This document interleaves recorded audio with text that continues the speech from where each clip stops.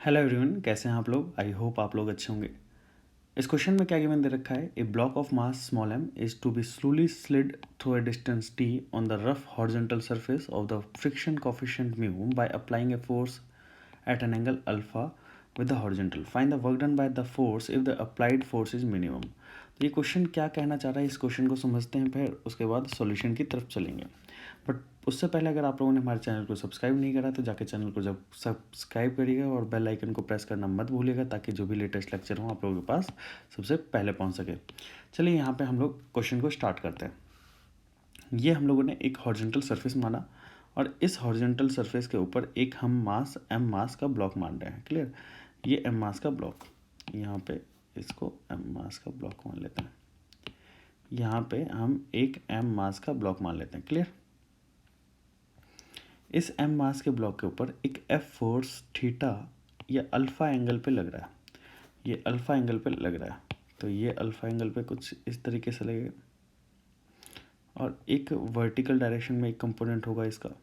ठीक, ये alpha angle पे लग रहा है। तो यहाँ पे अगर ये अल्फा एंगल है, तो अगर ये अल्फा एंगल है तो ये वाला कंपोनेंट कितना होगा, एफ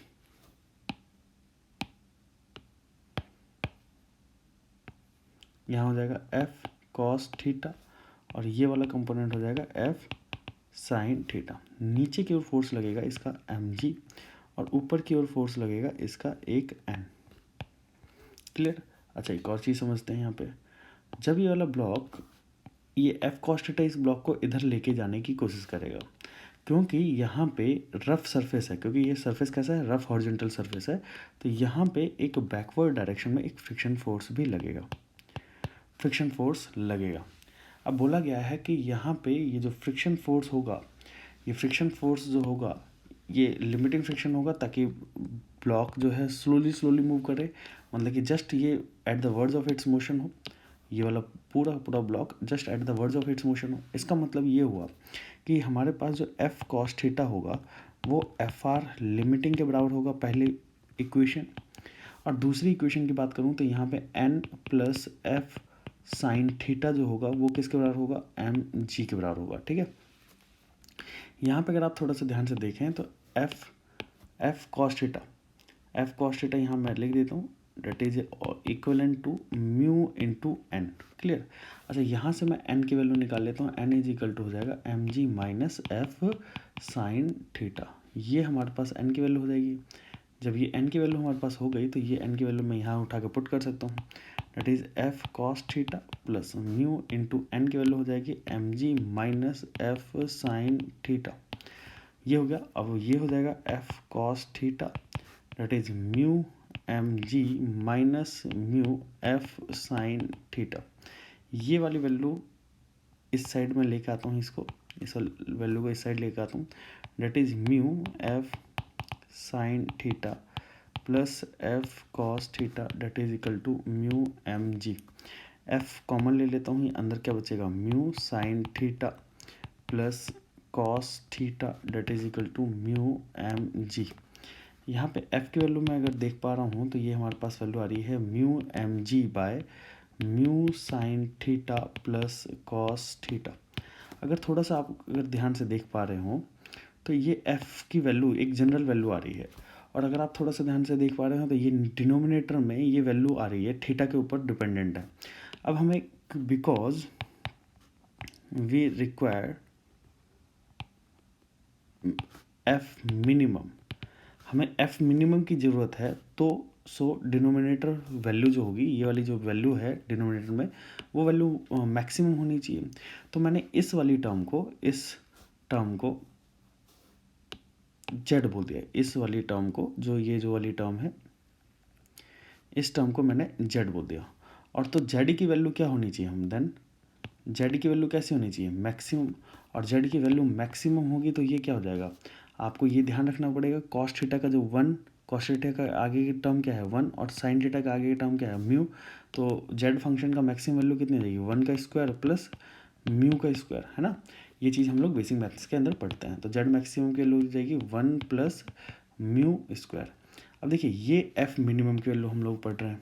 ठीक, एफ मिनिमम की वैल्यू एग्जैक्ट क्या होगा। अब इसके बाद अगर मैं एफ की वैल्यू की बात करूँ तो एफ मिनिमम वैल्यू कितनी होगी, एफ मिनिमम वैल्यू होगी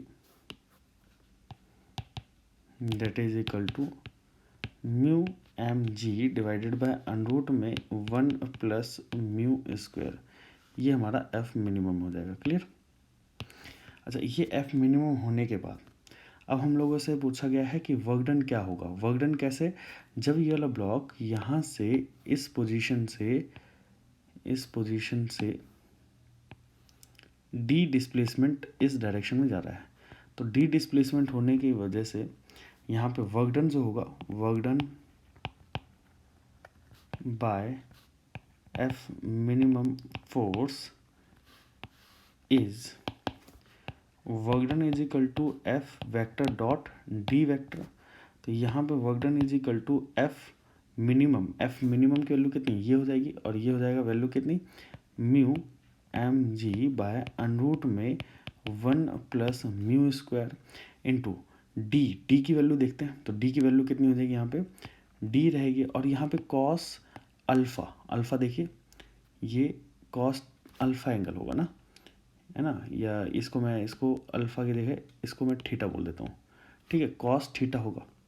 अभी इसको मैं कॉस थीटा हो गया, अगर ये कॉस थीटा हो गया तो अब क्या होगा, अब ये कॉस थीटा की हमें ये पता है, जब ये वाली इक्वेशन हम लोग देखते हैं तो यहाँ से हमें ये पता है कि टेन थीटा की वैल्यू क्या होगी, यहाँ से टेन थीटा की वैल्यू होती है mu in case of angle of repose, है ना, टेन थीटा की वैल्यू म्यू होती है।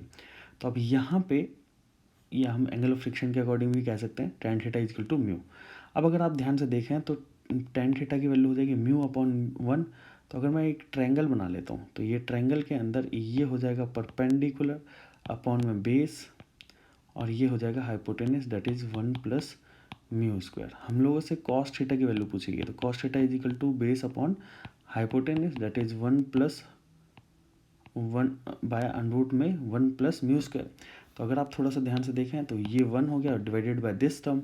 तो अब मैं ये लिख सकता हूँ यहाँ पे work done is equal to mu M G divided by under root में 1 प्लस म्यू स्क्वायर डी, और ये कॉस थीटा की वैल्यू हो जाएगी 1 बाय अनरूट में 1 प्लस म्यू स्क्वायर। जब हम इसको सॉल्व करेंगे तो ये हो जाएगा mu M G D divided by, ये हो जाएगा ये वाला टर्म और ये वाला टर्म दोनों को मल्टीप्लाई कर देंगे तो क्या बन जाएगा, अनरूट नहीं, ये हो जाएगा square of under root 1 plus mu square, ये वाली टर्म कट गई, डब्ल्यू इज इक्वल टू हो जाएगा mu M G D divided by 1 plus mu square.